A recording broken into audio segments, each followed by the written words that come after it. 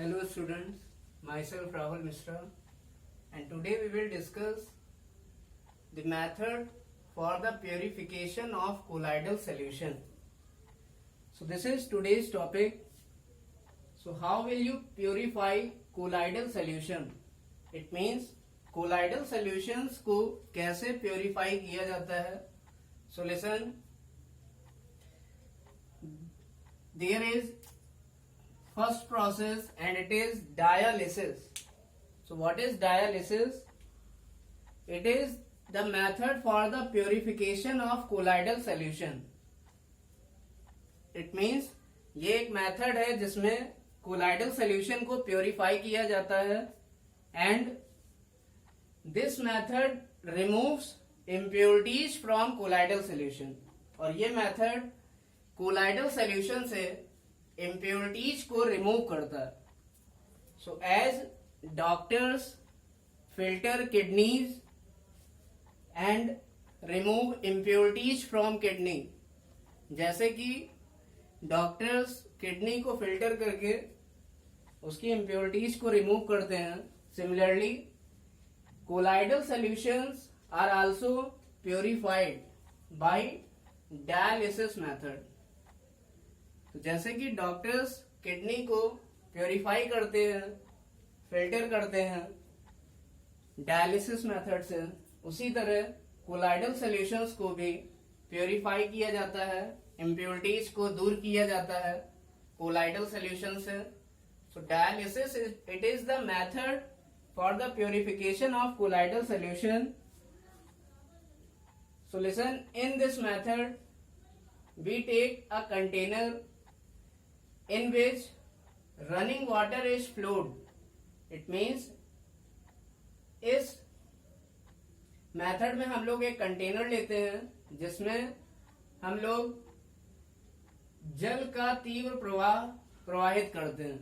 It means there is fast running water flows onto the container and listen, there is a parchment bag. यहाँ पर एक parchment bag होता है which contain our colloidal solution, जिसमें हम लोग क्या लेते हैं, colloidal solution which is to be purified, जिसको हमें purified करना होता है.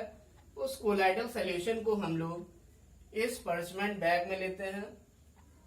तो होता क्या है, ये जो फास्ट रनिंग वाटर है ये करता क्या है, ये कोलाइडल सॉल्यूशन में जो इम्प्योरिटीज होती हैं, ये एक वाटर सॉल्युबल इम्प्योरिटीज ये फास्ट रनिंग वाटर के साथ बाहर आ जाती हैं और अंदर केवल हमारा क्या बचा रहता है, कोलाइडल सॉल्यूशन जो कि प्योर हो जाता है. और ये जो फास्ट रनिंग वाटर है ये क्या करता है, जो वाटर सॉल्युबल इम्प्योरिटीज हैं इनको पर्चमेंट बैग से बाहर निकाल देता है और अंदर केवल हमारा कोलाइडल सॉल्यूशन बचता है जिसमें कि इम्प्योरिटीज जो वाटर सॉल्युबल थी वो बाद में नहीं रह जाती हैं. सो this is the process of dialysis. तो डायलिसिस की प्रोसेस में हम लोग एक पर्चमेंट बैग लेते हैं जिसमें कि हमारा कोलाइडल सॉल्यूशन होता है और इस पर्चमेंट बैग को एक कंटेनर में लिया जाता है जिसमें फास्ट रनिंग वाटर फ्लो किया जाता है, जिससे कि जो वाटर सॉल्युबल इम्प्योरिटीज हैं ये फास्ट रनिंग वाटर के साथ बाहर आ जाती हैं और अंदर हमारा प्योर कोलाइडल सॉल्यूशन बचता है. So this is the process of dialysis. Now what is second process? Second process is electrodialysis. So electrodialysis means what? Electro and dialysis, it means when dialysis is carried in the presence of electricity. It means जब dialysis को electricity की presence में कराया जाता है then dialysis is called as electrodialysis. तब dialysis को कहते हैं electrodialysis. And listen, in this process there is an electricity by So there is an electricity which is passed by taking two electrodes, anode and cathode.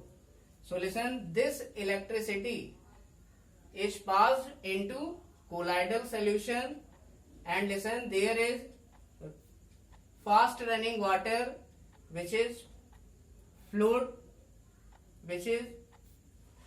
into the colloidal solution, due to which charged impurity particles get moved towards opposite charged electrode. It means हम लोग क्या करते हैं, इसमें हम लोग dialysis को electricity के प्रेजेंस में कराते हैं, और जो हमारा कोलाइडल सॉल्यूशन है उसको हम लोग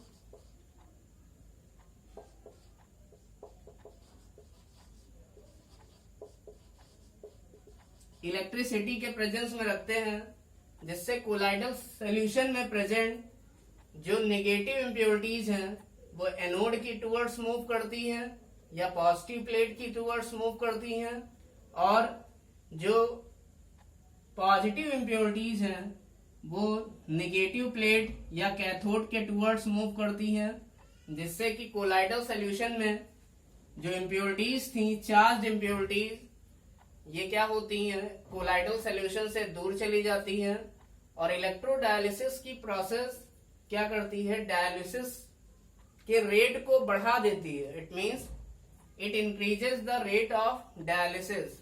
जो इलेक्ट्रिसिटी है उससे जो इम्प्योरिटीज हैं वो रनिंग वाटर के साथ जल्दी रिमूव हो जाती हैं, और जो नेगेटिव इम्प्योरिटीज हैं वो एनोड की तरफ आ जाती हैं या पॉजिटिव चार्ज प्लेट की तरफ आ जाती हैं, और जो पॉजिटिव इम्प्योरिटीज होती हैं वो कैथोड या नेगेटिव चार्ज प्लेट की तरफ आ जाती हैं, जिससे कि कोलाइडल सॉल्यूशन से इम्प्योरिटीज रिमूव हो जाती है और हमारा कोलाइडल सॉल्यूशन प्योर हो जाता है. So this is the second method for the purification of colloidal solution.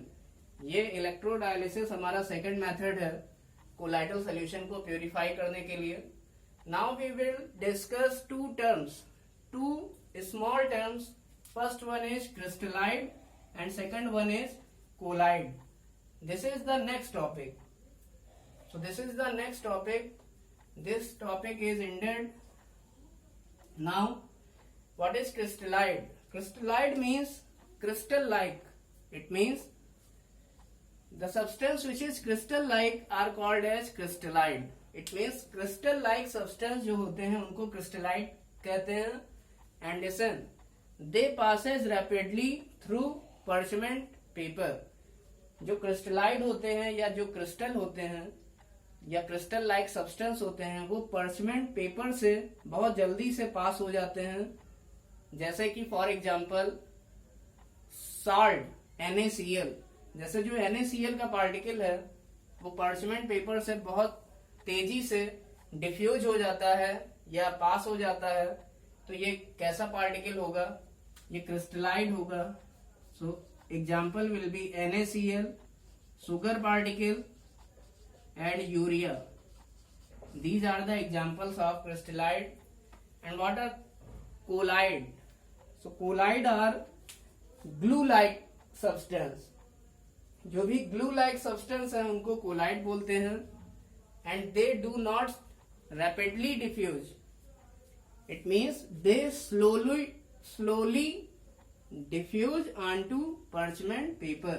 It means जो कोलाइड है वो ग्लू लाइक सब्सटेंस होते हैं और ये पर्चमेंट पेपर पर धीरे धीरे डिफ्यूज होते हैं. And the examples of colloid are gelatin, starch, albumin,